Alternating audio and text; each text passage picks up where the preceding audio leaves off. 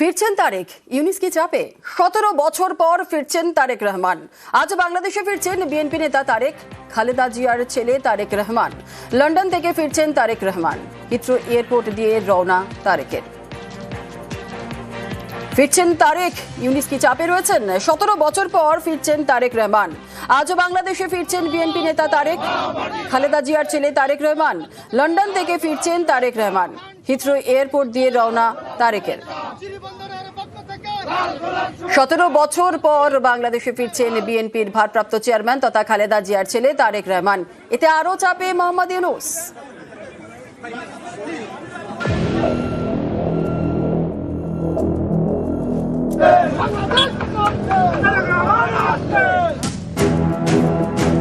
ওসমান হাদি হত্যায় অভিযোগের আঙুল উঠেছে বাংলাদেশের অন্তর্বর্তীকালীন সরকারের প্রধান উপদেষ্টা মোহাম্মদ ইউনূসের দিকে। ইউনূসের চাপ আরও বাড়িয়ে বৃহস্পতিবার বাংলাদেশে ফিরছেন বিএনপির ভারপ্রাপ্ত চেয়ারম্যান তথা খালেদা জিয়ার ছেলে তারেক রহমান।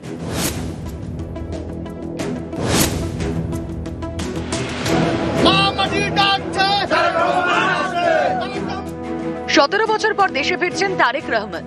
বিদেশে থেকেও গত ১.৫ দশক ধরে বাংলাদেশের অন্যতম প্রধান রাজনৈতিক দল বিএনপির সমস্ত কর্মকাণ্ডে নেতৃত্ব দিয়েছেন। বাংলাদেশের প্রাক্তন প্রধানমন্ত্রী খালেদা জিয়া যত অসুস্থ হয়েছেন, বিএনপি সমর্থকদের কাছে তত বড় ভরসার জায়গা হয়ে উঠেছেন লন্ডনে থাকা তারেক। জুলাই আন্দোলনের জেরে শেখ হাসিনা দেশ ছাড়ার পর ভার্চুয়াল ভাষণে দলের নেতাকর্মীদের ভোকাল টনিক দেন তারেক। তখন থেকেই জল্পনা ছিল যে কোনোদিন দেশে ফিরবেন তিনি। এরই মধ্যে ভোট ঘোষণা, তারপরই 17 বছরের নির্বাসন কাটিয়ে বাংলাদেশে ফিরছেন তারেক রহমান। অনেকের মতে এতে নিঃসন্দেহে চাপ বাড়ল মোহাম্মদ ইউনূসের।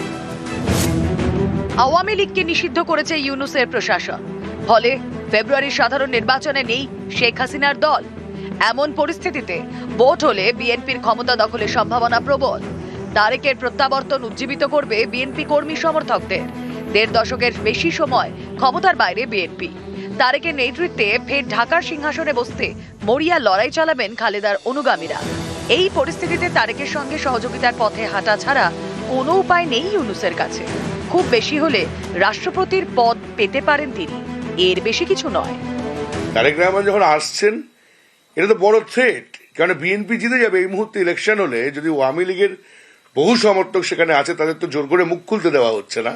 কিন্তু একই সঙ্গে বিএনপি যদি আসে, বিএনপি জিতবে। সেটা তো এই যে প্রধান ওখানে বসে আছে ইউনূস, তিনি তো চাইবেন না। তিনি চাইবেন কোনোভাবে ক্ষমতা দখল করে থাকেন। তারেকের ঘরে ফেরা উপলক্ষে কার্যত উৎসবের পরিবেশ বাংলাদেশ জুড়ে। ঢাকার রাজপথ সেজেছে ফ্লেক্স ব্যানারে। রাজধানীতে তৈরি হয়েছে ৪৮ ফুটের মঞ্চ, লাগানো হয়েছে ৯০০-র বেশি মাইক। বিমানবন্দরে নেমেই মাকে দেখতে হাসপাতালে যাওয়ার কথা তারেকের। তারপরই নেতাকর্মীদের উদ্দেশ্যে ভাষণ। সবকিছু ঠিক থাকলে বগুড়া থেকেই প্রার্থী হবেন খালেদা পুত্র। ২০০৮ সালে দেশ ছেড়েছিলেন তারেক রহমান। সেনার হাতে ক্ষমতা থাকাকালীন প্রায় ১৮ মাস জেলে থাকতে হয় তাঁকে। জেল থেকে ছাড়া পেয়েই ব্রিটেনে চলে যান তারেক। তারপর থেকেই বাংলাদেশে হাসিনা রাজ। এখন প্রশ্ন হলো, তারেকের এই ঘরে ফেরাকে নয়াদিল্লি কিভাবে দেখছে? শেখ হাসিনার সঙ্গে দিল্লির সম্পর্ক বরাবরই খুব ভালো। উল্টো দিকে বিএনপি নেত্রী খালেদা জিয়া ৩ দফায় বাংলাদেশের প্রধানমন্ত্রীর কুর্সিতে বসেছেন। তার সঙ্গেও ভারতের সম্পর্ক খুব একটা খারাপ ছিল না। সমস্যা একটাই, খালেদার আমলে বারবারই বাংলাদেশের মাটিতে ভারত বিরোধী শক্তিদের মাথাচাড়া দেওয়ার অভিযোগ উঠেছে। কিন্তু এখন পরিস্থিতি একেবারে আলাদা।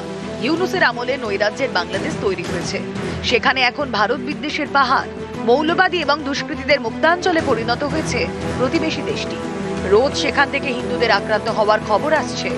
এই পরিস্থিতিতে সেখানে কোনো নির্বাচিত এবং দায়িত্বশীল সরকার এলে দিল্লির পক্ষে তাদের সঙ্গে কূটনৈতিক আলোচনার পথে হাঁটার সুযোগ মিলবে। আওয়ামী লীগ যেমন আমাদের সঙ্গে সম্পর্ক ছিল, ঠিক তেমনি বিএনপি যখন এসেছিল ভারত কি তার বিরোধিতা করেছিল? বিএনপি তো দীর্ঘদিন ভারতবর্ষের সঙ্গে তারা সম্পর্কে ছিল এবং বায়োলেটারাল এগ্রিমেন্ট ছিল। তখন তো অন্য কোনো সমস্যা সাময়িকভাবে দেখা দিলেও সেখানে তো তেমন কোনো সমস্যা হয়নি যে দুই দেশের সম্পর্ক তলানিতে এসে ঠেকেছে। নিউজ 18 বাংলা।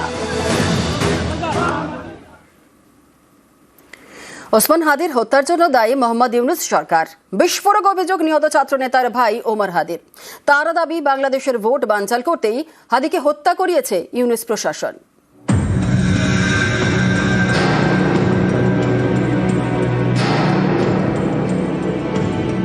আপনারাই ওসমান হাদিকে হত্যা করিয়েছেন, আবার আপনারাই এটাকে ইস্যু করে নির্বাচন বানচাল করার চেষ্টা করতেছেন। ওসমান হাদির বিচার যদি না হয়, আপনারাও একদিনে বাংলাদেশ থেকে পালাতে বাধ্য হবেন।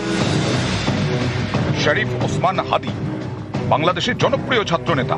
আসন্ন সাধারণ নির্বাচনে তার ঢাকা থেকে প্রার্থী হওয়ার কথা ছিল। এহেন ওসমানই ঢাকার রাজপথে গুলিবিদ্ধ হন 12ই ডিসেম্বর। পরে সিঙ্গাপুরের হাসপাতালে তার মৃত্যু হয়। এই খবর বাংলাদেশে পৌঁছতেই ক্ষোভের আগুন জ্বলে ওঠে, যে আগুনে পুড়তে হয় বাংলাদেশের সবথেকে জনপ্রিয় দুই সংবাদপত্র প্রথম আলো এবং ডেইলি স্টারকে। ওসমান হাদির হত্যার জন্য এবার সেদেশের অন্তর্বর্তীকালীন সরকারের প্রধান উপদেষ্টা মোহাম্মদ ইউনুসের দিকে আঙুল তুললেন ওসমান হাদির ভাই ওমর।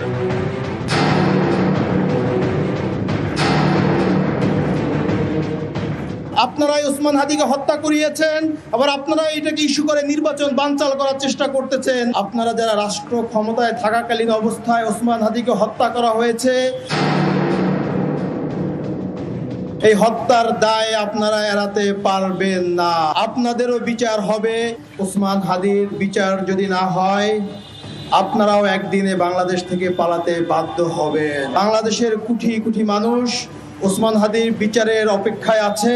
এই হত্যার দায় আপনারা এড়াতে পারবেন না। ওসমান হাদি ছিলেন ভারত বিরোধী, তাই শুরুতে হাদি হত্যার দায় ভারতের ঘাড়ে চাপানোর চেষ্টা করে বাংলাদেশের মৌলবাদীরা। এমনও রটিয়ে দেওয়া হয় যে হাদির হত্যাকারীরা নাকি ভারতে পালিয়ে এসেছে, যদিও পরে বাংলাদেশ পুলিশ জানায় এমন কোনো তথ্য তাদের কাছে নেই। শেষ অবস্থানটা সুনির্দিষ্টভাবে আমাদের কাছে এভাবে তথ্য নাই। আমরা নানাভাবে আমাদের তদন্তকারী অফিসাররা, আমাদের গোয়েন্দারা চেষ্টা করে যাচ্ছে আসামি বর্ডার পার হয়ে চলে গেছে কিনা। আমরা এখনো কনফার্ম হতে পারিনি যে সে হয়ে চলে গেছে। যত সময় যেতে থাকে ততই পরিষ্কার হতে থাকে ছবিটা। সামনে আসতে শুরু করে হাদির একের পর এক ভাষণ, যেখানে ইউনুসের উপদেষ্টাদের তুলোধনা করছেন তিনি। প্রশ্ন তুলছেন, ভোটের আগেই কেন বিএনপির সঙ্গে সমঝোতা করে নিচ্ছেন ইউনুসের উপদেষ্টারা? উপদেষ্টাদের বিরুদ্ধে সাধারণ মানুষের ক্ষোভের কথা কি ইউনুস জানেন না? এভাবে কি ইনসাফের বাংলাদেশ তৈরি করা যাবে? মিনিমাম 100 রিকশাওয়ালার সাথে কথা বলেছি গতকাল পর্যন্ত। প্রত্যেকে বলে এই উপদেষ্টাদেরকে তারা বিশ্বাস করে না, কিন্তু ইউনুস বেড়া ভালো। এই প্রশ্নগুলোকে রাজনৈতিক মঞ্চে তুলে আনতে চাইছিলেন ছাত্রনেতা ওসমান হাদি। বিপুল জনপ্রিয়তাও পাচ্ছিলেন তিনি। অনেকের মতে ভোটে জিতলে দেশের শীর্ষ কোনো প্রশাসনিক পদে বসা নিশ্চিত ছিল তার। কিন্তু ভোটের আগেই হত্যা করা হলো হাদিকে। শুধু হাদি নন, সম্প্রতি গুলি করা হয়েছে আরেক ছাত্রনেতাকে। তবে কি গোটাটাই ভোট বানচাল করার ছক? দীর্ঘ গড়িমসির পর অবশেষে বাংলাদেশে ভোট করাচ্ছেন মোহাম্মদ ইউনুস। 12ই ফেব্রুয়ারি সাধারণ নির্বাচন। ভোটের পর নতুন সরকার এলে দেশের শীর্ষ প্রশাসনিক পদ থেকে সরতে হবে ইউনুসকে। খুব বেশি হলে রাষ্ট্রপতির পদ পেতে পারেন তিনি। ফলে রাজনীতির পাটিগণিত অনুযায়ী বাংলাদেশে ভোট হয়ে নির্বাচিত সরকার এসে গেলে ক্ষমতা হারাবেন ইউনুস।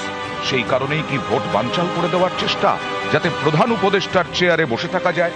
তাই কি হাদির মতো ছাত্রনেতা খুন? একটা অপদার্থ ক্ষমতালোভী ইউনুস বেকার ছাত্রছাত্রীদের সামনে রেখে তিনি ক্ষমতা ভোগ করতে এসছেন, এবং সেই ক্ষমতা ভোগের সামনে যারা থাকে তাদের তিনি সরিয়ে দেবেন, এটা নিঃসন্দেহে বোঝা যাচ্ছে।